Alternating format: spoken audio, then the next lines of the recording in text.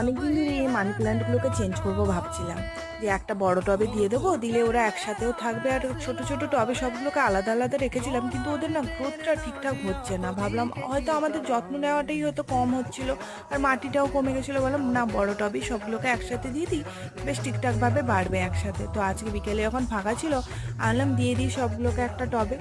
তো এখানে ছাদের ওপর এসেছি ওগুলোকে এক টবে করতে, আর আমার সাথে দুজন এসেছে, কে গাছ টেনে নিয়ে চলে যাচ্ছে, কে মাটি খেয়ে ফেলছে, এই করছে। এই যে ছোট সদস্যটা, ও কি করবে, দাঁড়াতে দাঁড়াতে এসে মাটি খেয়ে নেবে।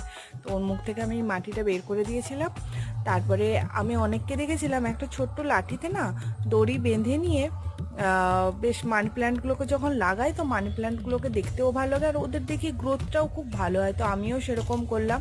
মানি প্ল্যান্টটা লাগিয়ে দেওয়ার পর একটু জল দিয়ে দিয়েছিলাম, জল দেওয়ার পর ওকে একটু ঘরের ভেতর ঢুকিয়ে নিয়েছিলাম। আর আবার কাল সকালে অবশ্য বের করে দেবার, নতুন লাগিয়েছি তো বেশিক্ষণ